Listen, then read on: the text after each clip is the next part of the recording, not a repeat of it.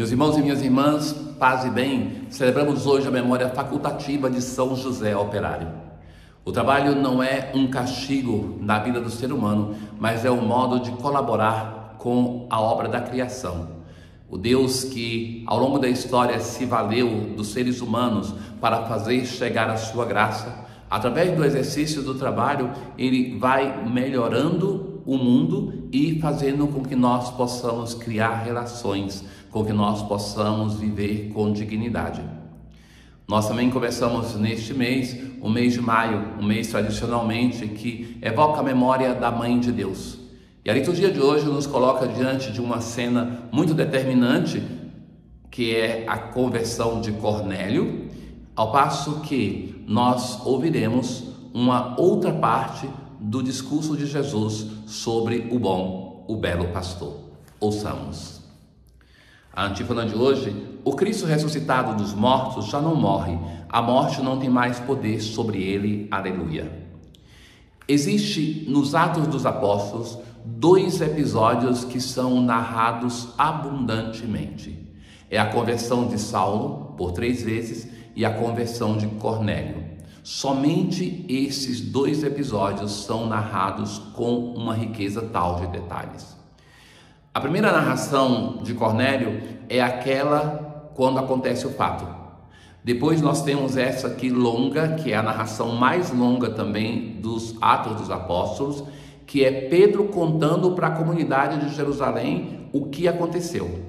Depois, para os apóstolos, uma narração mais breve, que é Pedro de novo se dando explicação. É por causa deste episódio, e também daquele de Saulo, como já lhes dizia, que nós somos uma igreja aberta a todos os povos. Porque a conversão de Cornélio e a ação do Espírito sobre ele fez com que até mesmo a comunidade de Jerusalém se apercebesse que o cristianismo era para todos. Não somos somente uma seita judaica. Assim, os apóstolos e os irmãos que viviam da Judéia souberam que também os pagãos haviam acolhido a palavra de Deus. Então veja que o problema não era a conversão dos pagãos. Até aí tudo bem. Quando Pedro subiu a Jerusalém, então vão dizer assim, aqueles que discutiam com Pedro: tu entraste na casa de pagãos e comestes com eles. Então veja que era este o problema, a relação, o estar na casa, eram considerados ainda 2 grupos separados.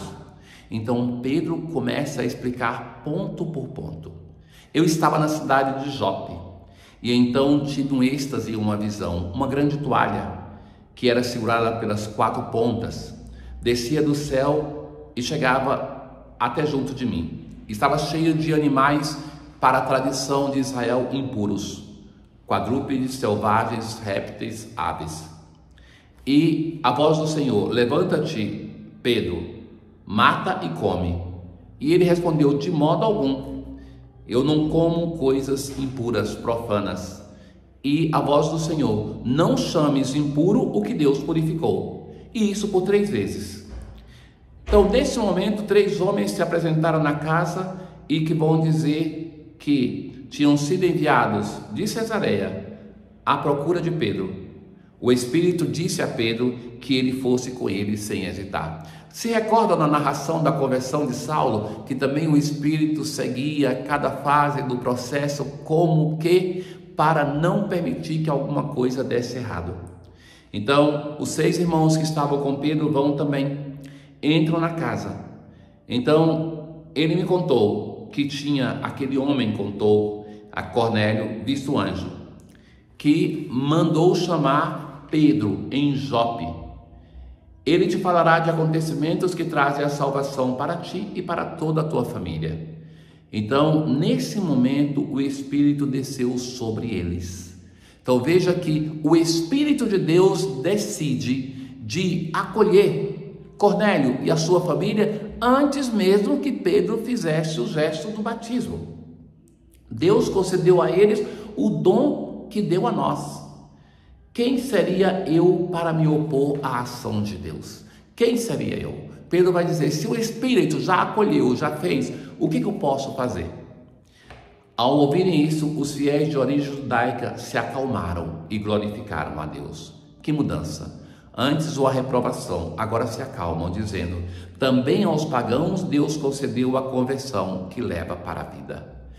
A partir desse momento, com convicção, a igreja vai tomar a direção dos povos pagãos, e o que vai acontecer é que eles serão, em pouco tempo, mais numerosos do que aqueles provenientes do judaísmo, como até de hoje de fato o é. Então, a sede dos pagãos, que é saciada pelo próprio Espírito, ela aparece na nossa oração do Salmo de hoje. Assim como a costa suspira pelas águas correntes, suspira igualmente minha alma por vós, ó Senhor. Quando terei a alegria de ver a face de Deus? Que me levem ao vosso Monte Santo, até a vossa morada. Então irei aos altares do Senhor, Deus da minha alegria. Na aclamação Evangelho de hoje: eu sou o bom pastor, conheço minhas ovelhas e elas me conhecem. Assim fala o Senhor.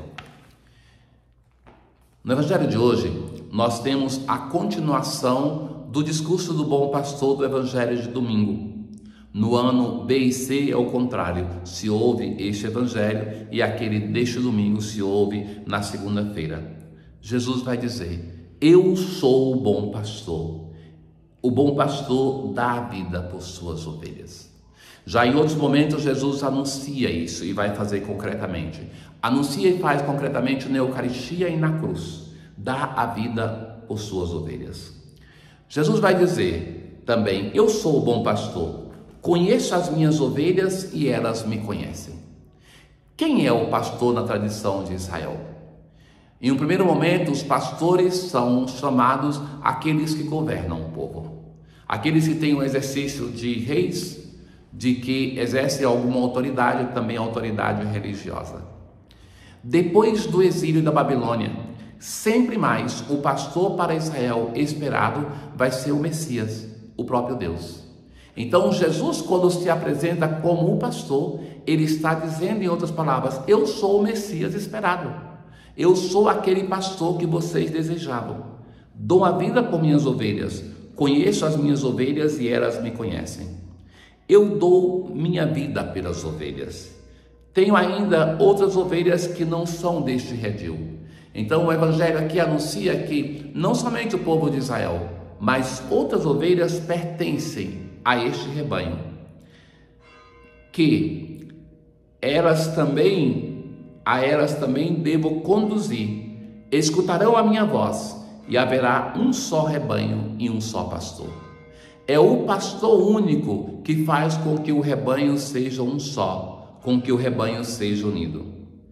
É por isso que o Pai me ama, porque dou a minha vida para depois recebê-la novamente. Jesus anuncia o modo como vai nos salvar, dando a sua vida, mas que não vai terminar a sua história na morte, mas vai ressuscitar.